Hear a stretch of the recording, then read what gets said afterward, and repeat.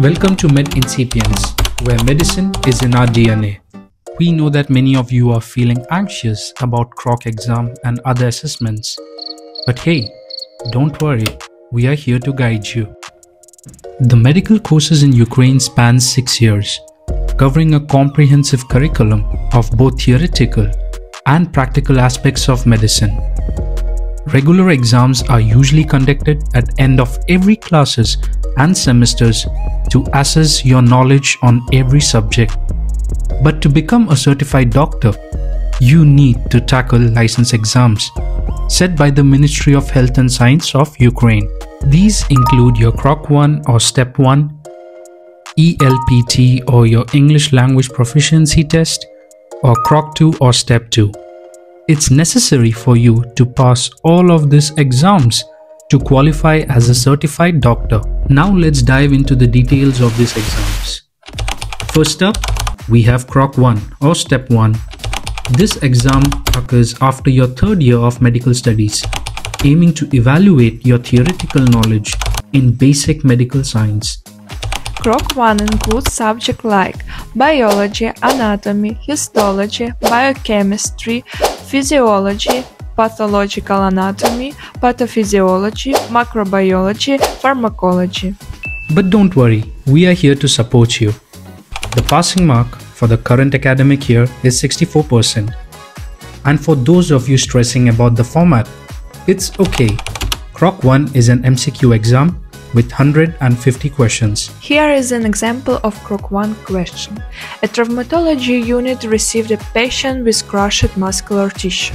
What biochemical indicator of urine will be raised in this case? Select one, please. A. Mineral salts. B. Uric acid. C. Glucose. D. Total lipids. E. Creatinine. Pause now. Answer E. Creatinine is the right one. Next in line is ELPT or the English Language Proficiency Test. This exam is the second component of KROK-1, aiming to assess your medical proficiency in English and your ability to grasp medical concepts in English. And even if you are a native speaker, it's necessary for you to pass this exam. The passing mark for the current academic year is 40%. ELPT is an MCQ exam with 50 questions. Now let's move on to KROK-2 or Step 2. This exam takes place at the end of your 6th year. But here's a crucial detail. If you haven't passed your KROK-1 or Step 1 and ELPT, you can't take your KROK-2. KROK-2 aims to test your clinical knowledge across various medical subjects. KROK-2 includes subjects like therapy, surgery, pediatrics, obstetric and gynecology, hygiene. The passing mark for the current academic year is 64%.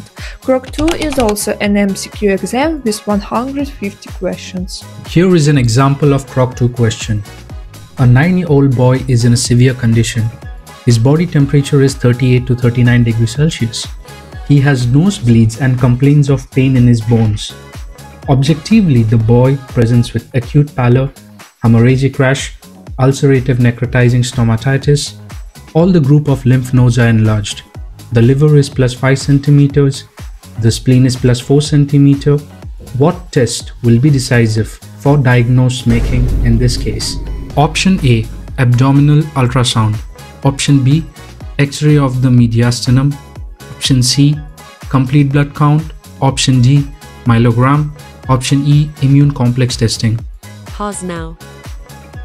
And the right answer is option D. Myelogram. And now finally, here's the most important part. For all license exams, KROK-1, ELPT or English Language Proficiency Test, KROK-2, you have got only 2 attempts per academic year. If in case you aren't able to pass these exams in the second attempt, you have to retake the academic year. But stay positive, you have got the skills, and we are here to help you succeed.